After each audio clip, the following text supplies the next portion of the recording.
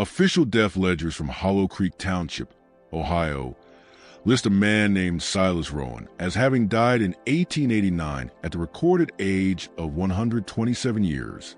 The cemetery register places his birth in 1761, during the rule of King George III, at a time when Ohio was still scarcely charted frontier. But here is what continues to unsettle researchers. 8 notarized statements from respected townspeople swore they had known Silas since they were children, each insisting he looked ancient even then. The county coroner who inspected his remains noted tooth wear and bone density unlike anything I have ever seen in a living person, yet he refused to challenge the claimed age. For more than a century, scholars have quietly sidestepped this case, letting it gather dust in archives too troubling to scrutinize closely. What authorities discovered inside Silas's small cabin after his passing? A collection of nearly 70 journals, each in 3 different handwriting styles, all seemingly his, implied something far more disturbing than extraordinary longevity. Before we continue with the strange life of Silas Rowan and the impossible length of his existence, if you're watching from Ohio or anywhere in the U.S., drop a comment telling us where you're tuning in from. Don't forget to subscribe and ring that notification bell, because stories like Silas's should never be forgotten. Now, let me take you to the moment where this mystery truly begins. To understand how one man could witness the birth of a nation, the rise and collapse of slavery, and the dawn of the industrial age, we must first understand the world he claimed as his origin.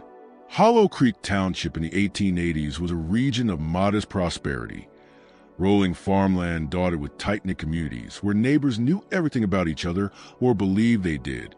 Ridgemont, the township center, had rebuilt itself after a destructive fire in 1876, and the newly completed railway brought commerce, travelers, and unfamiliar faces. The area prided itself on its abolitionist past, honoring old Underground Railroad routes, and the war's memory still shaped everyday life. Silas Rowan lived just outside Ridgemont in a weather-beaten cabin that locals said had stood for at least 6 decades, perhaps longer. The structure sagged as if exhausted by time, its darkened, hand-cut logs nearly black, its crooked stone chimney leaning at an angle that defied logic. The roof cedar shakes were pinned down with river stones, a building method unseen locally since the early 1800s. The old man was a familiar figure in town, walking with a twisted ashwood cane he claimed to have carved in 1798. He stood barely 5 feet tall, his back bowed so severely that children sometimes mistook him for a bundle of clothing until he shifted. His skin resembled sun-cured hide, creased and weathered, carved by lines that hinted at a map of hardship. But his eyes, everyone spoke of his eyes. They were strangely bright, a pale earth brown like shallow creek water, and when he looked at you, it was with a piercing focus that made grown men glance aside. He earned a living by repairing small tools, mending harnesses and farming implements with a deftness that revealed decades of repetition. Though his hands were twisted by what people assumed was arthritis, they moved with startling accuracy when he worked. He rarely spoke. His voice was a thin, brittle rasp that forced listeners to lean close. And when he did speak, his language carried odd, old-world expressions, archaic words, the and now, phrases from a century long past. The township doctor, Dr. Edwin Harper, had been trying to examine Silas properly for 3 years. The man's vitals cannot be correct, he told his wife one evening in 1888. His pulse sits near 40 beats a minute. His breathing suggests deep sleep, yet he's alert. I consulted every medical text I can acquire. There is no comparison. Perhaps he is simply unusually healthy, Mrs. Harper suggested. That is the problem, Clara.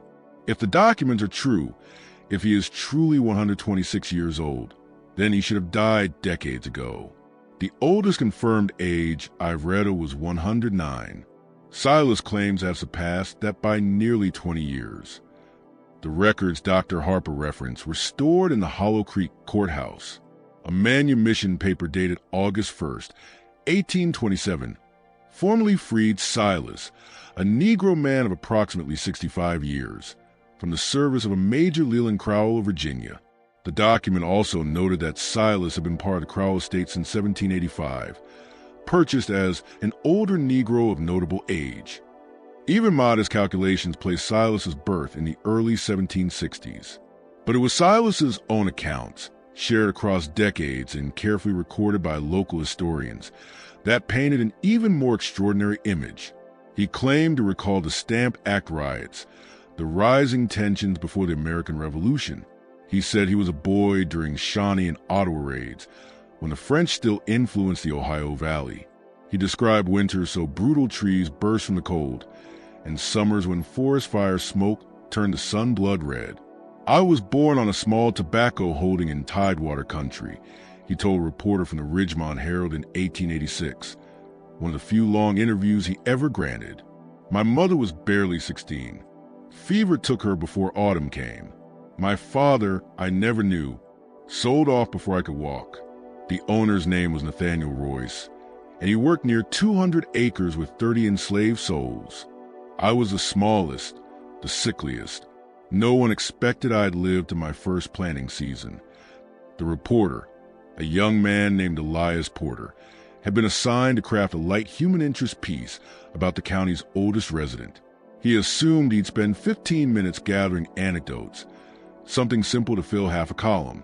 Instead, he spent 4 hours inside Silas's dim cabin, filling page after page, his fingers cramping from constant writing.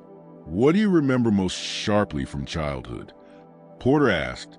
Silas was silent for so long that Porter feared he'd doze off. The old man sat beside the empty hearth. It was July, stifling hot outdoors, yet the cabin stayed unnervingly cool. At last Silas spoke. "The smell of tobacco curing in the barn," he whispered. "The way sunlight seeped through the cracks in the boards, striped in gold. The singing in the quarters at night, old songs from across the ocean. None of us knew the words' meaning anymore, but we sang them. They sang them anyway, because their mothers had sung them and their mothers before them. And I remember the hunger, always the hunger. They gave us enough to keep working, but never enough to feel satisfied. You must have seen unimaginable changes in your lifetime," Porter urged.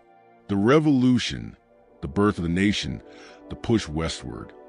"I watched empires crumble and new ones rise," Silas replied, his voice drifting into a hollow, faraway register. "I saw slavery spread like a plague across this soil, and I lived long enough to see it die. I watched cities burn to their foundations. I witnessed things that would splinter your mind if I spoke of them as they truly were.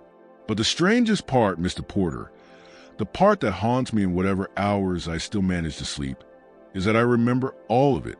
Every face, every voice, every moment of pain and fleeting joy.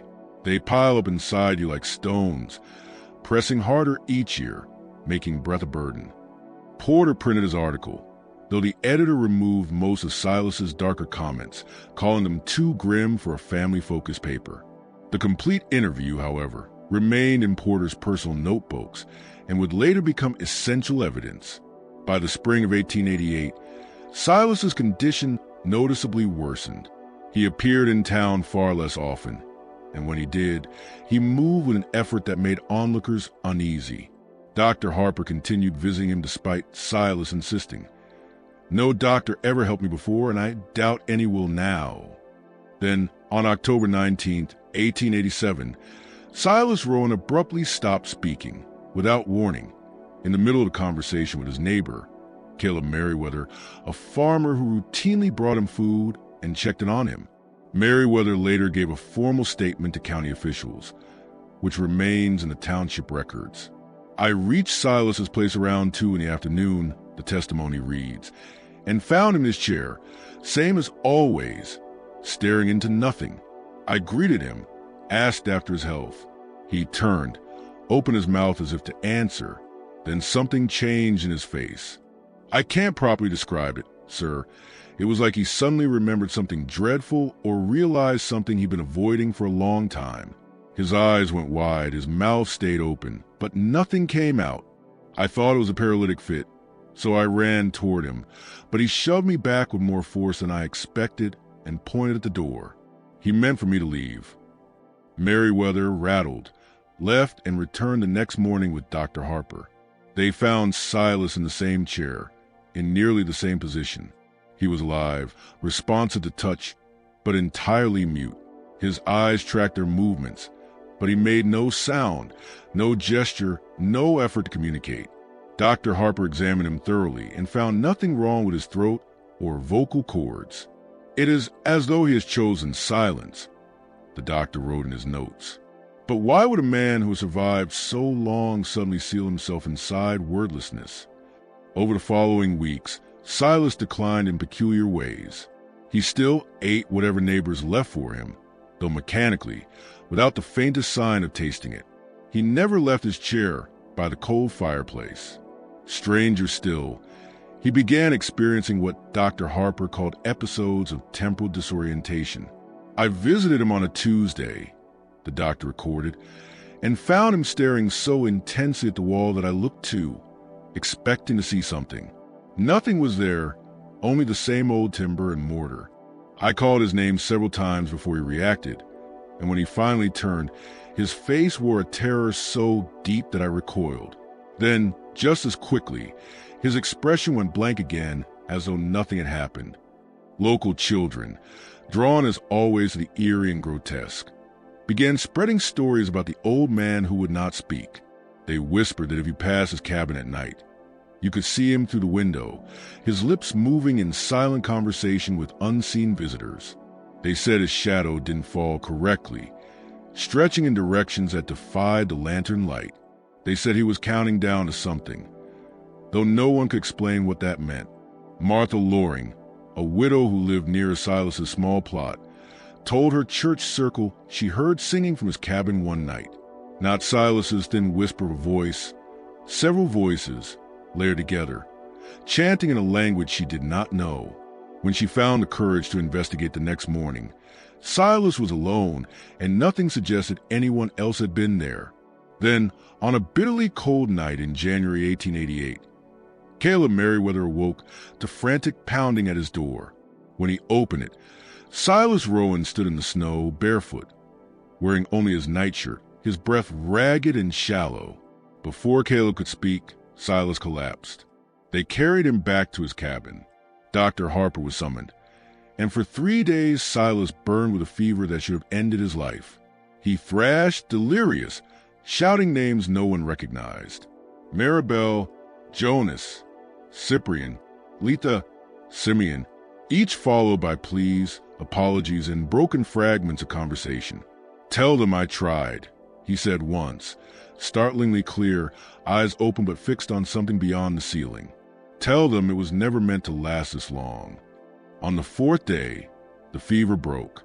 Silas opened his eyes, stared directly at Dr. Harper, and spoke his first words in 3 months. "How many years has it been?" "Since what?" the doctor asked softly. "Since I was young," Silas whispered. Then he closed his eyes and slipped into his sleep, so deep the doctor had to check his breath repeatedly with a mirror. Silas never fully recovered, but he did begin speaking again, brief, scattered sentences, often unrelated to the moment. Dr. Harper intensified his note-taking, trying to understand a strange pattern he called episodes of piercing clarity tangled with disorientation. During one of these visits in early February 1888, Silas said something that altered the doctor's entire investigation. "I should have died with the others," Silas murmured. "On the voyage, that's when it should have ended." "What voyage?" Dr. Harper pressed, though he suspected the answer. "The crossing," Silas breathed. "The passage. But I wasn't born there, no. I came into this world here, on this soil, Virginia. I never made that voyage. So why do I remember it? Why do I recall the stench of the ship's hold, the sickness, the death, the chains biting into my ankles? Why do I remember Africa, Dr. Harper? I have never set foot on African soil."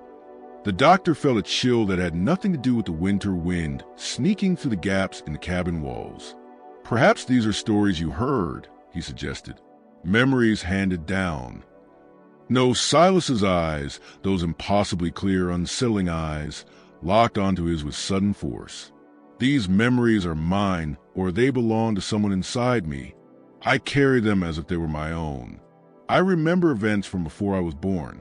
I remember dying. Doctor, die many times, in different ways. And yet I remain here, breathing, remembering, collecting years and stories that aren't mine. Dr. Harper should have dismissed this as fever-born hallucination. Instead, he found himself asking, "What do you believe is happening to you?" "I believe," Silas said slowly, "that I bear the weight of more than one life. I believe that somehow, by means I cannot explain, the years and memories of others have fused with my own. I believe I have lived long enough to learn that divine justice sometimes arrives in forms we are not meant to understand.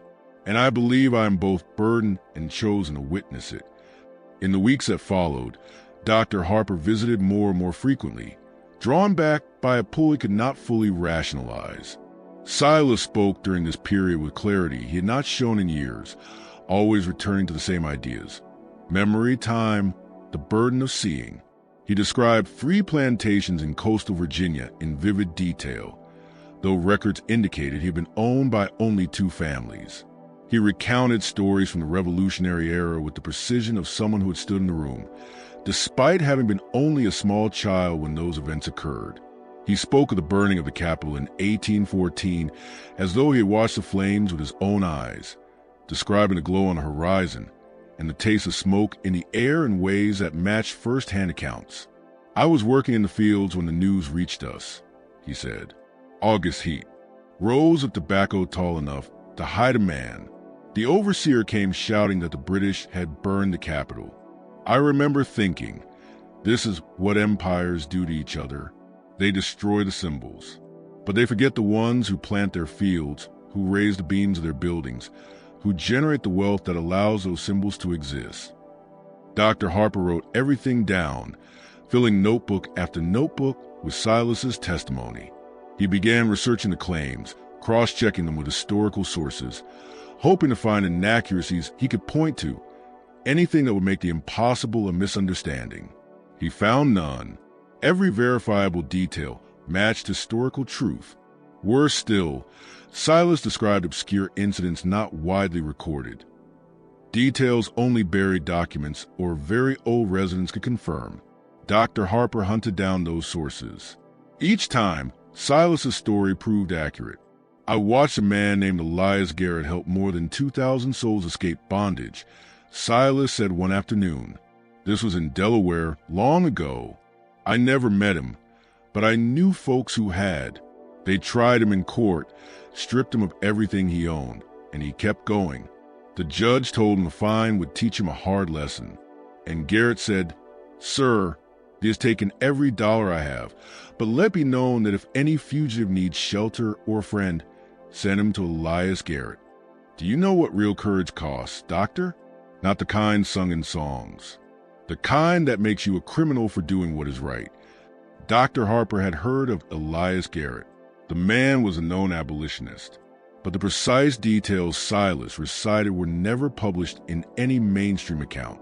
And Silas had supposedly never left Ohio since arriving there in 1827. As winter melted into spring, Silas's body continued to weaken, yet his mind honed itself like a blade. He began requesting specific items, newspapers, whether almanacs, maps, annual registers. He pored over them with a focused urgency, as though searching for a pattern. "What are you looking for?" Dr. Harper finally asked. "I'm trying to learn when," Silas said. "I've felt it nearing for months. Time is finally catching up to me. All those borrowed years, all those memories that are not mine, they're coming to be reclaimed. I must know when it will happen so I can be ready." "Ready for what?" "For closing the account," Silas said plainly. "For returning what never truly belonged to me." The breakthrough came in March 1888, when Elias Porter, the young reporter who had interviewed Silas 3 years earlier, returned to Ridgemont. He had been working for a Cincinnati newspaper, but had never forgotten the strange old man. When he heard Silas was failing, he made the trip back to see him one final time. Porter brought something unexpected, a bundle of letters he had received over the years from readers responding to his original article. Most were ordinary replies, musings from elderly readers, theories about diet or ancestry, religious interpretations. But 3 letters stood apart. The first was from a woman named Marion Ashford in Richmond, Virginia. She wrote that her grandfather, before his death in 1878, had often spoken about an enslaved man named Silas who had lived on their plantation in the 1780s and 90s.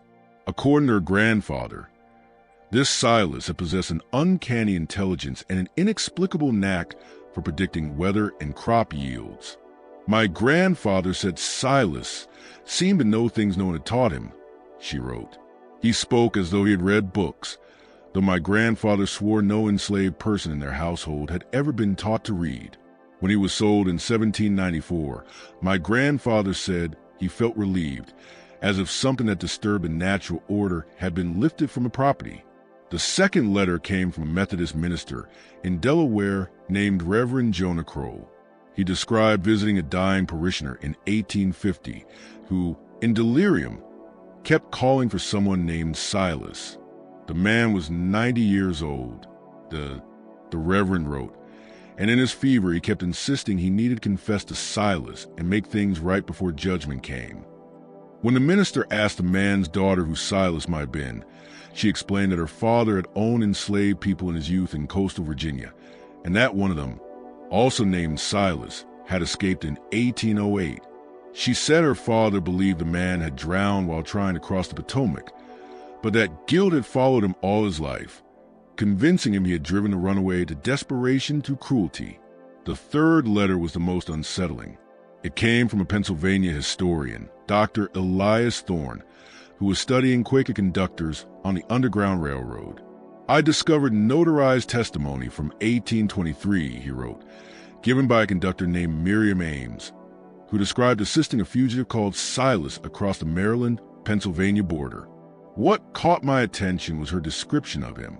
She wrote that he appeared elderly, far older than most runaways, and that his hands trembled with age. He spoke with such refined pronunciation that she initially doubted he was truly enslaved. Most astonishing of all, she reported that when she asked his age, he replied, "I am 61 years old, though it feels as though I've lived 3 entire lifetimes." Miss Ames wrote that in her 20 years of helping fugitives, she had never encountered anyone like him. Porter laid all 3 letters out on the table inside Silas's dim cabin. The old man stared at them for a long, quiet moment before reaching out with shaking hand to touch the top page. "I remember Marion's grandfather," he murmured, "Jonathan Ashford. He was 14 years old when I arrived on his father's land. Curious child, always asking questions. Wanted to know how I could predict the first frost, how I knew whether the tobacco would thrive or fail. I told him I learned from the signs, the behavior of animals, the clouds, the feel of the air, but the truth was more complicated. I knew because I remembered. I had lived through 60 growing seasons by then, though my body had seen maybe 25. My memories outran my years." He pointed to the second letter. "Reverend Crow's parishioner.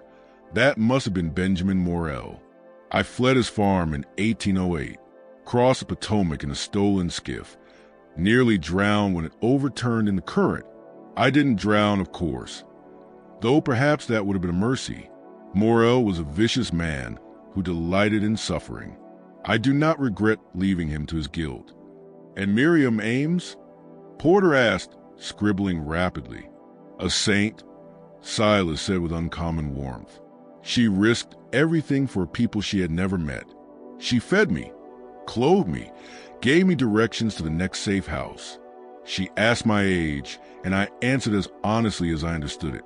61 years of memory. Though my body," he looked down at his twisted hands, "my body has never kept the same count as my mind. It ages, yes, but not at a natural pace. Time slips past me differently than it does for others." Dr. Harper, who had quietly observed this exchange, leaned forward. "Silas, I need to ask you plainly, and I need your honest answer. Do you believe you have actually lived for 126 years? not symbolically, not as a keeper of others' memories, but physically existed for that entire span. Silas was silent for a long moment, his gaze distant and haunted. "I believe I have existed for 126 years, he said finally. "Whether I have lived them, that is another question. To live is to feel joy, growth, connection. I have experienced mostly pain, with brief flashes of something else. How such a thing is possible?" He shook his head slowly. "I have theories, doctor, no certainties. What I know is this: I hold memories that stretch more than a century.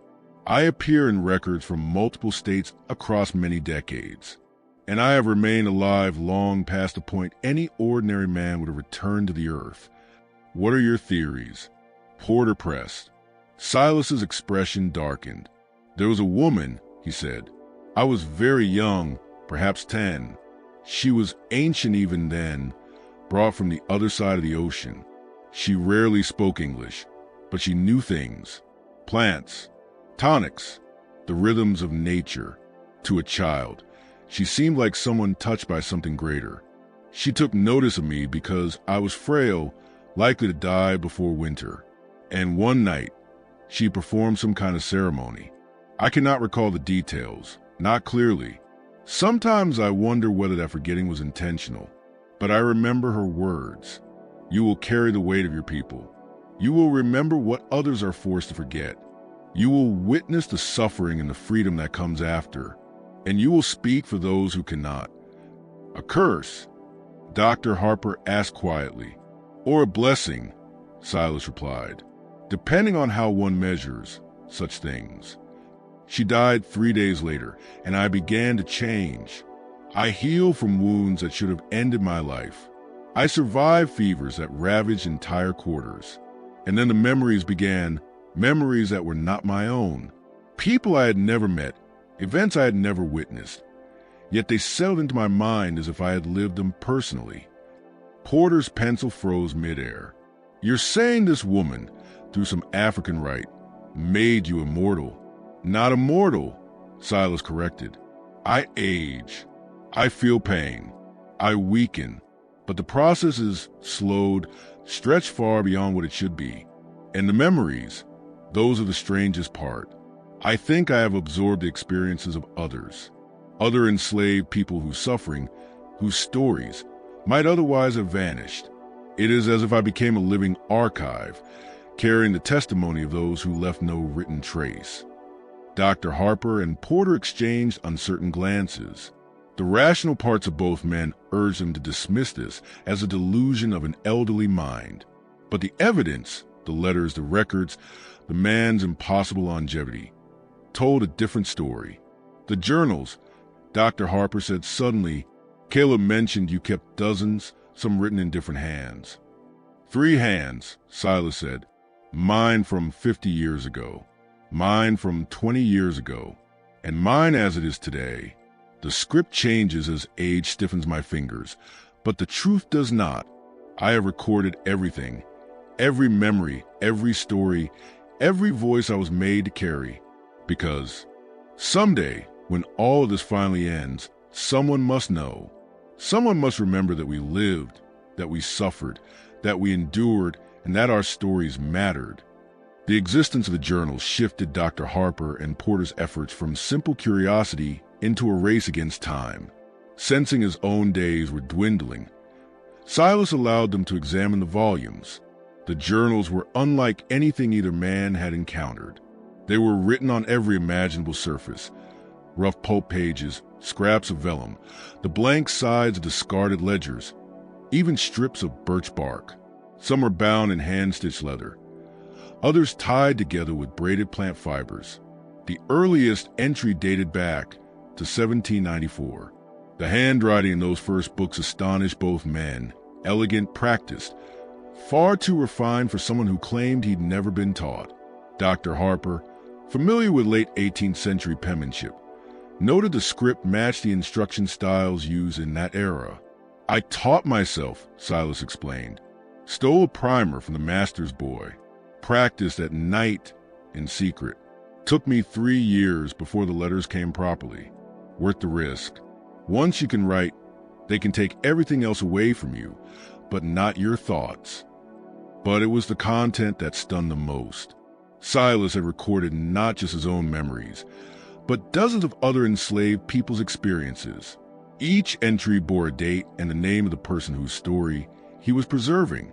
June 21st, 1804. Spoke today with Miriam, about 40 years of age. Her 3 children were sold to a plantation in Georgia. She described the morning of their departure, the youngest clinging to her dress, the middle child silent with shock, the oldest trying to flee and being whipped for it. She has not seen them in 7 years. She now serves in the household of the man who tore her life apart. I will carry her story forward so that someone someday knows she lived, loved, suffered, and survived. Page after page held stories like this. Some describe brutality in matter-of-fact language that somehow made the horror sharper.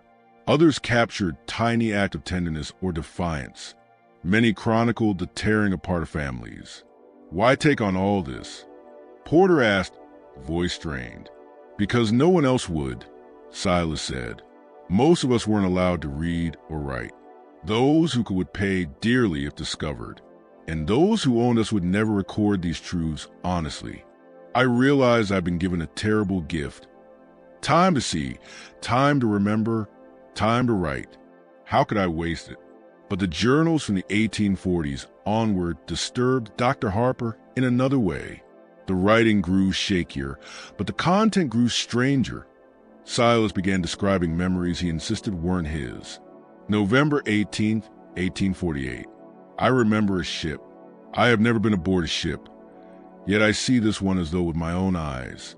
The hold is dark, suffocating, bodies chained so tightly none can move. I say we, though this is not my memory. It belongs to someone else whose name I never learned. The smell is unimaginable, filth, decay, sickness. Death lingers like smoke. People pray in languages I do not know. The ship tilts with the waves. And there is a thought, death will be kindness. Silas closed the entry with a question. How many of us carry wounds that are not ours?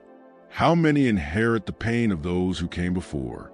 Dr. Harper looked up to find Silas watching him with those piercing, unsettling eyes. You think I'm mad? Silas asked. I think, Harper said carefully, that you've endured something beyond what we understand. Whether it is some unknown process or a mind absorbing other stories so deeply they become your own, I can't say, but I do know you believe them, and I know you have lived longer than any man should. It's more than belief, Silas said sharply. I can describe the face of the woman who nursed me through fever when I was 5, though my mother was long dead. I can tell you the pattern of scars on the back of a man named Josiah, whom I met only once in 1811, and whose whipping I remember as if I suffered it myself. Hundreds of lives weigh on me. Doctor, their hopes, their grief, their brief mercies, their endless torment. And now at the end, I feel them drawing close. All of them. Waiting for what? Porter asked. For the reckoning, Silas whispered. For the final tally. I told you time was catching me. What I didn't say is that every borrowed year is being dragged back at once. Every day I feel heavier, not just with age, but with the weight demanding to be paid. Just when the men believed they understood the scale of Silas Rowan's impossible existence, an event occurred that forced them to reconsider everything they thought they knew. If this story is sending chills down your spine, share this video with someone who loves dark mysteries. Hit that like button to support our work, and make sure you're subscribed so you never miss stories like this. Now, let's uncover what happened next. What occurred in the final months of Silas Rowan's life would challenge the line between the possible and the impossible, between reason and the unexplainable. In late April of 1888, Silas's cabin became an informal research station of sorts. Dr. Harper visited daily, sometimes twice. Porter remained in town interviewing locals, combing through old records, verifying every detail Silas had ever mentioned. Together, they had confirmed dozens of historical claims, events Silas described that matched archived accounts, People he said had met whose names appeared in documents, details of places and years that align with what researchers later uncovered. But verifying accuracy was not the same as explaining the impossible. Martha Loring, the widow who lived nearest the cabin and had taken on increasing responsibility for Silas's care, was the first to notice the physical changes. She brought meals, tidied the cabin, and sat with him during the long hours when the two men were away. One morning in early May, she reported to Dr. Harper, her voice trembling. His skin, "Doctor, it's turning thin as onion paper. You can see the veins beneath blue and sharp, and his bones look as though they lie just beneath the surface. And his eyes, they're changing. They were always a pale brown, but now they're turning gray, like smoke, like old glass." Dr. Harper examined him and confirmed everything. Silas's skin had grown so delicate that even the gentlest touch left a mark. His eyes had taken on an opaque, silvery cast, though his sight seemed strangely unimpaired. Most frightening was the weight loss. Silas, always slight, now looked as though he were shrinking, not starving but dissolving, as if his very substance was being drawn away from the world. "How do you feel?" Harper asked softly. "Hollow," Silas whispered, "as though something is pulling itself out of me, not painfully but steadily. I can feel myself thinning, becoming less present, as if I'm turning into memory itself, into witness only, without flesh." Porter, cataloging journals in the corner, froze. "You're speaking metaphorically," he said. "Am I?" Silas murmured. "I don't know anymore. The line between what is real and what is remembered has blurred beyond recognition. Sometimes I look at my own hands, and I cannot tell if they belong to me or to someone whose life I carry." On May 3rd, everything escalated. Dr. Harper arrived at his usual hour and found Silas rigid in his chair, eyes wide, breathing shallow, staring at nothing and everything at once. At first, the doctor feared a cardiac seizure, but Silas's pulse, though fast, beat steadily. "What is happening?" Harper asked, gripping the old man's wrist. "They're here," Silas breathed, his voice echoing strangely in the cramped room. "All of them.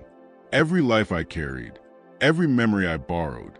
They're surrounding me, every one of them, and they want their time back." Harper saw nothing but four walls and a trembling man, but the terror in Silas's eyes was unmistakable. His gaze flicked around the room, as if tracking unseen figures moving through the shadows. "Tell me what you're experiencing. Describe it exactly," Harper urged. "I'm remembering everything," Silas gasped. "All at once. Every moment I ever took in, mine or theirs. Lydia's grief when her children were sold. I feel it crushing my chest. Josiah's pain from the lash. I feel the tearing of skin though it never happened to me. Sarah, who chose poison over bondage. I taste the herbs in my mouth. Thomas's joy when he reached Canada. I feel it burst like light in my chest along with the guilt he carried forever. All of them, everyone, they're here. I can't tell their memories from mine anymore.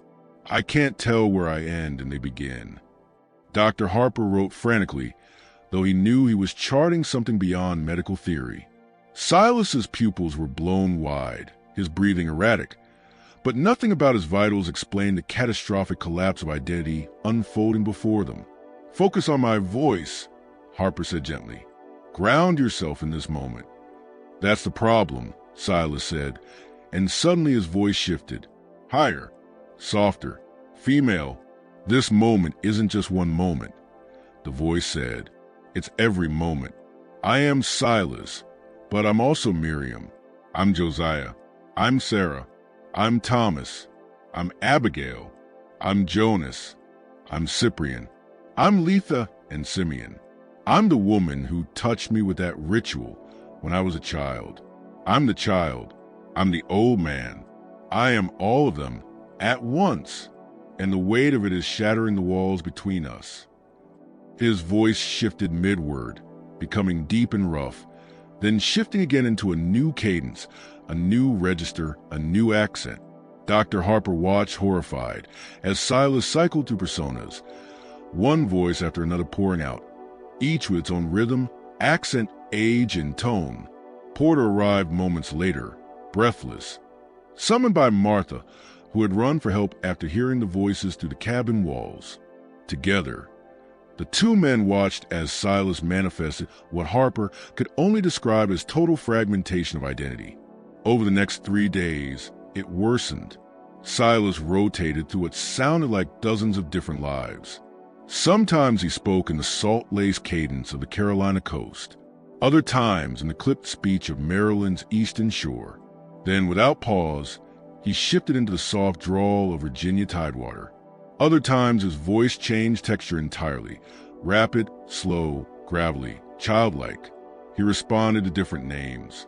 He reenacted different roles. He described scenes as though living them in real time. "I'm in the fields," he said once, in a frightened boy's voice. "The sun burns my back. I'm 12. Then, seamlessly, I'm in the kitchen house, hands scarred from hot pots, watching the master's children laugh. Then, breathlessly, I'm running through the forest at night, North Star above me, my feet bleeding. I cannot stop."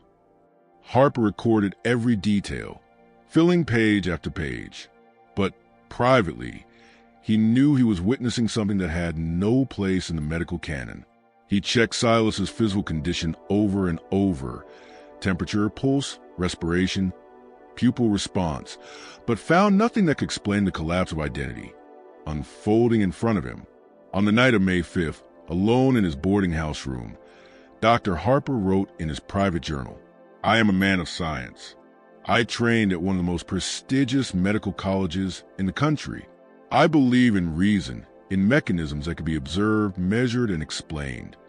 But what I am witnessing in Silas Rowan defies every principle I understand about the human mind and body. He appears to be both dying and reliving an impossibly extended life at the same time. These shifts in personality are too coherent, too complete, too emotionally and linguistically distinct to be dismissed as confusion or fevered hallucination. Each voice has its own cadence, its own memories, its own pain. If I did not have historical documentation confirming his claims, I would assume a case of extreme dissociation. But the evidence points to something else entirely, something suggesting that memory and identity may operate beyond the boundaries of one body, one lifetime." He paused, pen hovering, then added, "I wonder if what I'm seeing is a kind of death unlike any other. Not the end of one life, but the unraveling of many lives held together by a single, failing vessel. If Silas truly carried the memories of others, what becomes of them when that vessel can no longer hold? Do they vanish into nothing, or do they return to wherever they came from?" On May 6, Silas experienced a rare moment of lucidity. He awoke from restless sleep and, for several hours, seemed entirely himself, at least a version of himself Harper and Porter had come to know. "I owe you both an apology," he said, voice faint but steady. "What you witnessed shouldn't be possible, but I need you to understand it. I need you to record it, because this shedding of accumulated identity, it may matter." "Tell us what you understand," Porter said, pencil poised. Silas took a long, slow breath. "When I was a child and that old woman performed her ritual," he began, "I doubt she fully understood what she was doing. She worked from fragments, half-remembered practices carried from across the ocean. She was trying to preserve something sacred in the only way she could. What was she trying to preserve?" Harper asked. "Memory." Silas said, "Testimony. The stories of suffering and resistance that would otherwise be lost. She chose me, small, fragile, barely expected to live, and she bound those stories to me somehow, made me a container." "But how?" Dr. Harper pressed. "What mechanism?" "I don't know the mechanism," Silas admitted. "Only the result.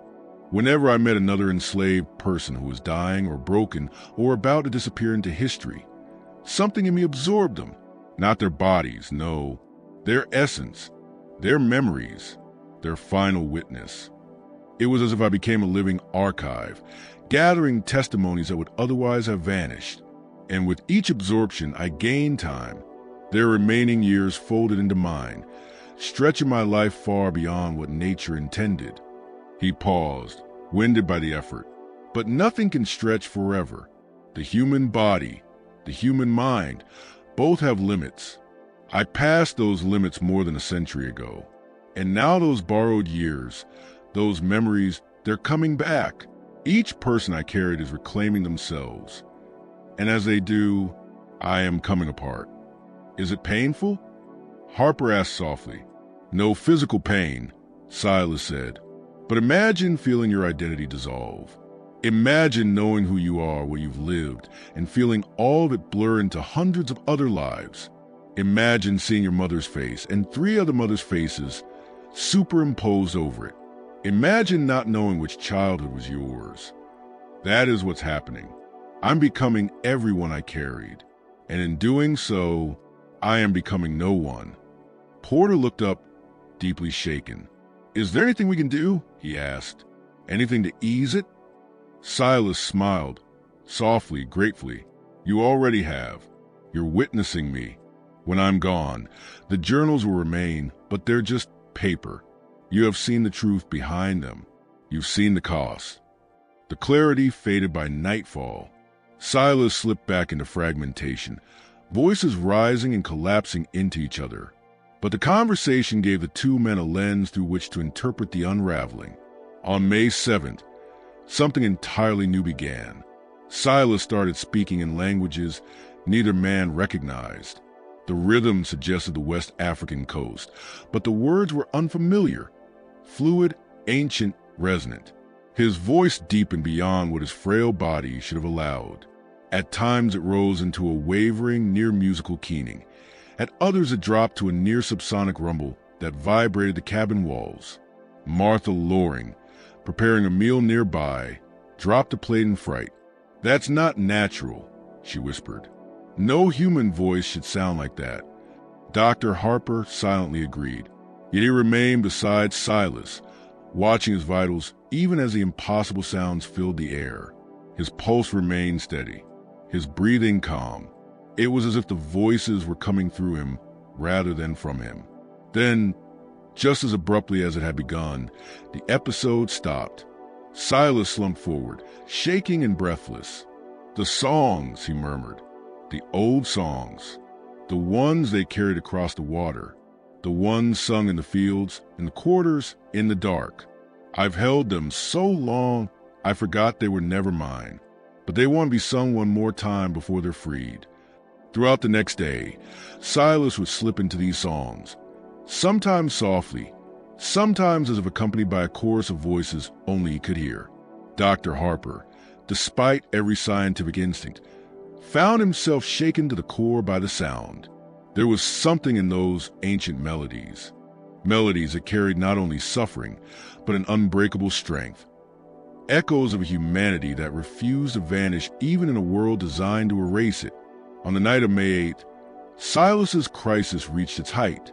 Porter, staying with Dr. Harper at the boarding house, was jolted awake by frantic pounding on their door. It was Caleb Merriweather, breathless and pale, who had heard screams coming from Silas's cabin. The 3 men ran across the dark stretch of land, lanterns swinging wildly, and when they burst in the cabin, they found an impossible sight. Every lamp in the room was lit, more lamps than any of them remembered Silas owning. The air felt thick, almost electric, making their skin prickle. Silas stood in the center of the room. Stood, though he had been too weak to stand unaided for weeks. His arms were stretched wide, his face lifted toward the ceiling, and he was speaking rapidly, but not in one voice, not even in one language. It sounded like several voices layered together, rising and falling in overlapping cadences, an entire chorus erupting from the throat of a single dying man. Dr. Harper recognized bits of English, fragments of what might have been West African languages, and sounds that seemed like no human language at all. It felt deeply wrong, like witnessing a moment not meant for living men. Should we restrain him? Caleb whispered, trembling. Don't touch him, Dr. Harper said sharply. Though he couldn't explain why, Something in the moment made it clear. Interrupting this would be disastrous. The multi-voice speech grew louder, almost argumentative, the layers of voices clashing with one another. Then suddenly, silence. All the lamps flickered at once. The heavy pressure in the room faded. Silas slowly lowered his arms, then his head, and looked directly at the three men. And when he spoke, it was his voice again, calm, steady, disturbingly serene. "I understand now," he said. "It was never about me living a long life. It was about carrying the lives that were stolen, carrying the stories that would have been erased." He sank back into his chair with controlled, almost graceful movements, far steadier than before. That woman, the one from my childhood, she didn't grant immortality. She made me into a vessel. Every enslaved person who died unseen, unheard, some part of them found refuge in me. Their memories, their remaining years, their truth. I became a living archive. "That isn't possible," Harper whispered, though even he sounded unconvinced. The appeal to science felt empty. "Science doesn't yet understand consciousness," Silas replied gently. "You study the brain. Doctor, but can you tell me where exactly a memory lives? Where identity resides? Can you explain why a man remembers a place he's never been, or dreams the life of someone he never knew?" Dr. Harper had no answer. Silas continued, a faint smile touching his weathered features. "The ritual is finished. Their testimonies have been witnessed. The journals hold their stories. Now they can let go, and I can finally lay down this burden." Porter swallowed hard. "What does that mean for you?" Silas looked at him with startling clarity. "It means it's finally time for me to die," he said softly. "The borrowed years are returning to wherever such things return. The vessel has served its purpose. Now the vessel may break." He looked at each of them in turn with gratitude. "Thank you for caring for an old man whose existence confounded reason. Thank you for witnessing the cost of holding these lives. The journals will tell their stories, but only you can testify to what it took to preserve them." Silas Rowan lived 7 more days. They were days of peaceful decline, so gentle compared to the turmoil before that. Dr. Harper wrote, "It is as though the essential part of him has already departed, and the body is merely completing the final tasks required before release." Dr. Harper barely left the cabin. Porter continued cataloging the journals, but spent long hours simply sitting with Silas. Martha tended the cabin with quiet devotion. Caleb stopped by every day. Silas slept often, but when awake, he was fully himself again. No more fragments, no more shifting voices. "I was born in February," he told them one afternoon. "I remember the cold. Always cold that first winter. My mother wrapped me in what scraps she could find. It wasn't enough, but she sang to me songs her mother taught her, songs from a land she'd never seen, but somehow still remembered. I think that's when it began, this understanding that memory can outlive the body." He spoke of the woman who had done the ritual, describing her with more detail than he ever had before. "Her name was Amarachi," Silas said. "In her tongue it meant grace, though she seldom knew grace in her own life. She was taken from her homeland as a young woman. Survived the crossing no one was meant to survive. Survived the breaking that was meant to turn human beings into obedience. But she held on to something. Knowledge, power, memory, call it what you will. She saw something in me, something I didn't understand. Some capacity to carry more than one life should hold. So she chose me for this burden, this blessing, this terrible gift of witness." In those final days, Silas often spoke of the people whose memories he carried, describing them with such tenderness and precision that they seemed to stand in the room beside him. Lydia, who had lost her children yet retained her dignity. Joshua, who had taught himself to read though the punishment was nearly fatal. Sarah, who had chosen death rather than continue in chains, a choice Silas described as the last act of freedom allowed to her. On May 13th, in a voice scarcely above a whisper, he said, "I've thought many times about the morality of what was done to me. Amarachi bound me to this fate without my consent. I was a child. I had no choice. He breathed shallowly, then added, but would it have been better for all those stories to vanish forever? For hundreds of lives to be erased as though they meant nothing? Which is worse, to ask one person to bear the weight of many, or to allow their suffering to go unremembered? Dr. Harper looked up from checking his pulse. And what do you believe? Silas considered. I believe the question is itself the truth. The fact that we recognize the moral struggle means something. Slavery tried to strip people of humanity, to reduce them to things. But by holding their stories, by insisting their lives mattered, that was resistance. That was victory, small though it was. On May 14th, Silas asked to be taken outside. The day was warm, bright, the kind that made spring in Ohio feel like a blessing. They carried him, chair and all, and placed him beneath an old oak tree whose branches had shaded generations. Silas sat for hours, face turned to the sunlight, breathing slowly, watching clouds drift, listening to birdsong. At one point he murmured, I have forgotten how beautiful the world is when you're not carrying every sorrow holds. Every leaf, every shimmer of light, it's all so precious. That evening they brought him back inside. He was fading now, eating almost nothing, sleeping deeply and often. But when awake, he was wholly himself, clear, present, peaceful. On the morning of May 15th, Silas woke early. Dr. Harper, dozing in a nearby chair, startled awake at the sound of Silas's voice. Doctor, the old man said softly, thank you for believing me when you had every reason not to, for recording what you saw, though it challenged everything you knew, for treating me as a man and not an oddity. It has been my honor, Harper replied, and meant it. The journals, Silas whispered, promise me they'll be kept safe. Promise they'll reach historians. Those stories are all that remain of countless people. They deserve remembrance. I promise, the doctor said solemnly. Silas nodded, satisfied. Good. That's good. He closed his eyes, gathering the last of his strength. When he opened them again, he looked directly at the doctor. I'm ready now, he said. I can feel it nearing. And I'm not afraid. I've carried what I was meant to carry. I can lay it down. Is there anything you need? Harper asked. Just stay, Silas whispered. Don't let me go alone. That's all anyone ever hopes for, not to be alone at the end. I'll stay, Harper said. Porter arrived mid-morning. As though sensing the moment, he brought lilacs from Martha Loring's garden, a soft purple bundle placed in a jar beside the bed. Silas smiled when he saw them, a fragile but honest smile. Lilacs, he murmured. I haven't seen them in so many years. My mother said they grew near the big house, but we never got close enough to see them. And now here they are brought to me. The world is strange and sometimes kind.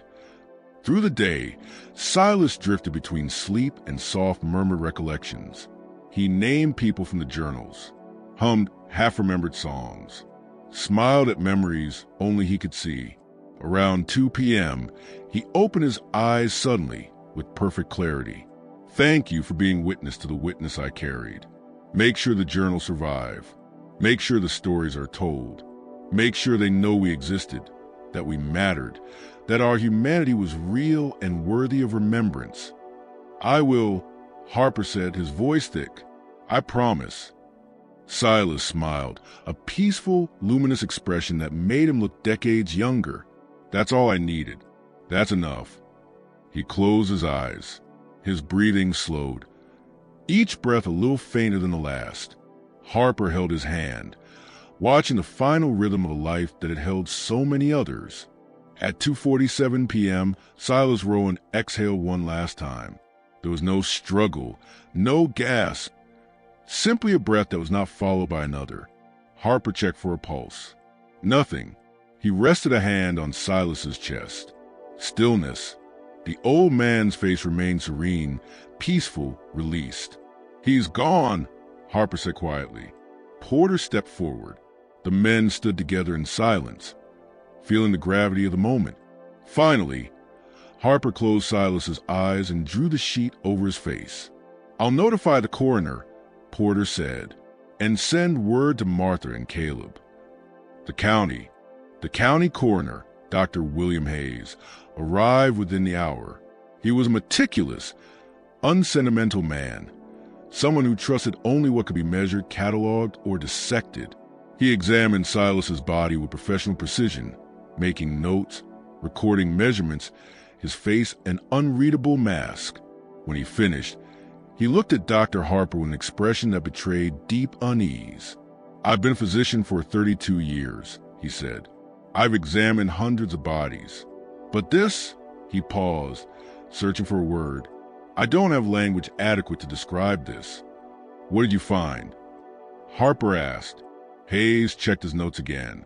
"The skeletal density is unlike anything I've seen in a person who died of advanced age. The mineral degeneration is wrong. The wear patterns are wrong. The bone mass suggests centuries, not decades. The teeth show usage far beyond any typical lifespan. His skin, what's left, shows aging markers far outside any documented case." He hesitated. "The internal organs appear to have functioned long past their expected limits. I can't explain it." "Can you confirm his age?" Porter asked. "Can you say with certainty he was 126? "I can't confirm it," Hayes said slowly, "but neither can I dismiss it. Every physical indicator points to extreme age, far beyond any recorded human lifespan. If someone claimed this body belonged to a man of 150 years, I wouldn't be able to contradict them. Impossible, yes, but consistent with the evidence." That evening, Hayes wrote his official report with uncharacteristic caution. Subject displays signs of extraordinary advanced age. Skeletal and dermal degeneration exceed known biological parameters. Dental wear aligns with prolonged decades of use. No single cause of death present other than systemic collapse associated with extreme aging. While the documented age of 126 years cannot be confirmed, physical evidence does not contradict it. This case raises questions beyond current medical understanding. Silas was buried 2 days later at Woodland Cemetery in Ridgemont. In a plot Dr. Harper paid for himself. Around 30 people attended. Neighbors, friends, Porter, Martha Loring, Caleb Merriweather, and unexpectedly, dozens of elderly African Americans from surrounding towns who had traveled miles after hearing of Silas's passing. One elderly woman, herself near 80, took Dr. Harper's hands and said, "My grandmother told me about Silas. Said he was old when she was a child. Said he remembered things no living person should. Said he kept the stories alive, so we wouldn't lose them. We won't forget." His gravestone, simple and solemn, read, "Silas Rowan, 1761 to 1888. He remembered." The 63 journals were transported to Dr. Harper's home, where he built a custom archival cabinet to protect them. He spent the last 15 years of his life studying them, cross-checking names, locations, events, writing letters to descendants, visiting old homesteads described in the entries. The more he investigated, the more convinced he became that Silas had spoken truth. Every detail that could be verified was verified. People existed. Events occurred. Places matched the descriptions exactly. In 1895, Harper published The Enduring Witness, a sweeping medical historical study of Silas's case. He included long excerpts from the journals, coroner's findings, genealogical confirmations, witness statements, and his own clinical notes. He presented everything he could prove and plainly acknowledged what remained inexplicable. The reaction from the scientific establishment was brutal. Critics accused Harper of being duped by a clever fabrication. They argued the journals must have been written by multiple people. They claimed the historical correspondences were coincidence. They insisted Harper's emotional connection compromised his judgment. A particularly harsh review from the Journal of American Medicine declared, "Dr. Harper's work depends on the absurd premise that a man lived to be 126 years old and, more fantastically, absorbed the memories of others. Such notions are biologically untenable and wholly unscientific. We must conclude that Dr. Harper, despite his previous credibility, allowed sentiment to overshadow reason. But Dr. Harper never wavered. He invited critics to inspect the journals. He offered to fund independent analysis. He sent photographic reproductions, full genealogies, cross-checked timelines. Almost no one accepted the challenge. It was easier to dismiss the case than confront evidence that threatened the foundations of medical science. In the final entry of his private journal, written shortly before his death in 1903, Dr. Harper wrote, "I cannot prove through current science how Silas Rowan lived 126 years. I cannot explain how one man could accumulate the memories of countless others. I cannot describe how consciousness might transcend one body or how memory may pass between lives. But I know what I witnessed. I know the records are real. I know the people he described existed. And I know that anyone who encountered Silas across decades confirmed his presence, his age, his impossible recollections. Perhaps future generations with more advanced understanding will explain what I can only record. For now, I stand by my witness of his witness. Truth, however strange, will one day be understood." The journals were donated to the Ohio Historical Society in 1904, following Dr. Harper's death. They remain largely untouched for generations, stored in archival drawers as oddities, occasionally glanced at by curious scholars, but never fully understood for what they truly represented. It wasn't until the 1960s, when the civil rights movement reignited academic interest in first-hand accounts of slavery, that Silas Rowan's journals were rediscovered. Researchers who approached them with new methods and broader cultural awareness began to recognize their extraordinary worth as primary historical records. They verified dozens of specific assertions, names, dates, locations, incidents, details Silas could not have known through ordinary means unless he had witnessed them or had access to sources that no longer existed.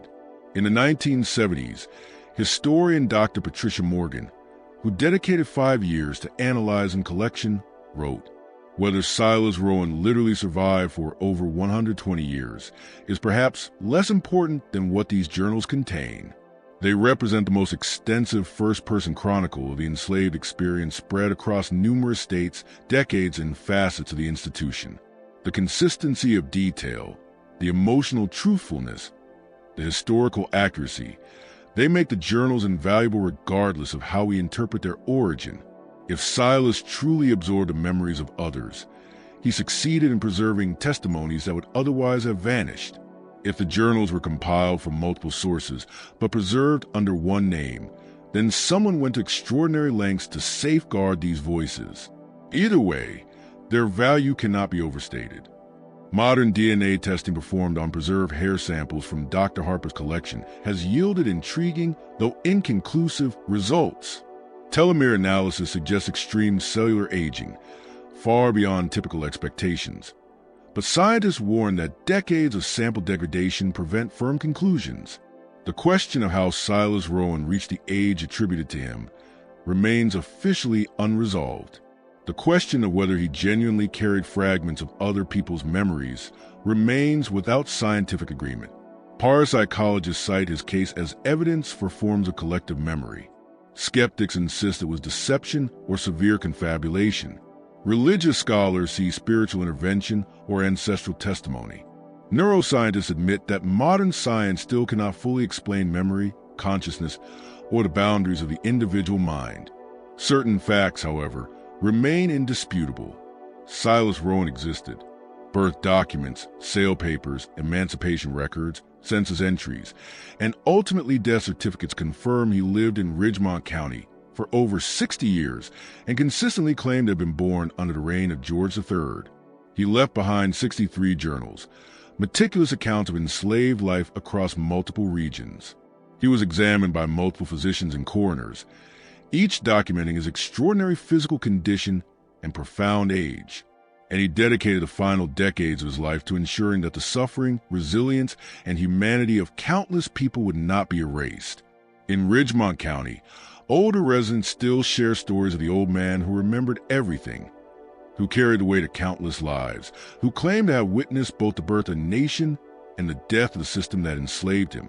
They speak of him with reverence and unease, aware that some mysteries are too large for tidy explanation. Silas's cabin stood for another 40 years, sinking slowly into decay. Locals spoke of strange experiences: cold pockets in summer heat, faint music, whispers at night, a presence that seemed to linger. In 1928, when the cabin was finally torn down, workers reported hearing voices, singing, just as the last walls collapsed. Old songs in unfamiliar tongues that faded into silence. The land where the cabin stood remained barren for years. Neighbors claimed nothing grew there, not grass, not weeds. The soil seemed exhausted, as though something had drained it. In 1965, the site was paved over into a parking lot, burying whatever remained beneath layers of asphalt. But the journals survived, kept in temperature-controlled archives. They are accessible to scholars, students, and anyone willing to confront the testimony of a man who said he lived longer than should be possible, who claimed he carried memories that were not entirely his own, who dedicated his life to preserving the humanity of those the world tried to forget. Whether Silas Rowan truly lived for more than a century, whether he genuinely absorbed the experiences of others, whether Amarachi's ritual altered the boundaries of time and consciousness, these may never be answered with certainty. Science may one day develop theories that explain what seems impossible today, or the mystery may remain, a reminder of the limits of human understanding. Perhaps the more significant question is not how he lived so long, but what he chose to do with the time he had. He could have used his extended life for vengeance, for personal pursuits, or to seek power. Instead, he chose remembrance. He chose documentation. He chose to be a vessel of witness. He devoted his impossible years to preserving the voices of those who had none. He honored people history would otherwise have erased. In the end, this may be the true mystery and the true legacy of Silas Rowan. Not the impossibility of his lifespan, but the impossibility of his compassion. His story asks us to consider what we choose to remember, whose stories we value, and whether truth sometimes transcends the frameworks we use to measure it.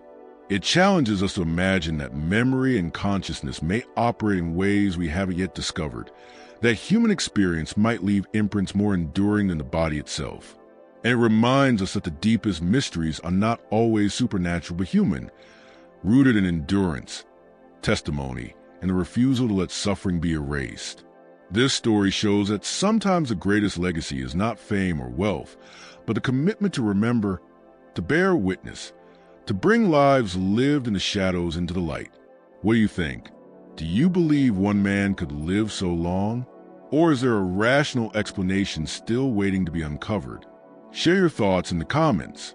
If you enjoyed this tale and want more chilling stories like it, hit subscribe, tap the notification bell, and share this video with someone who loves a good mystery. See you in the next story.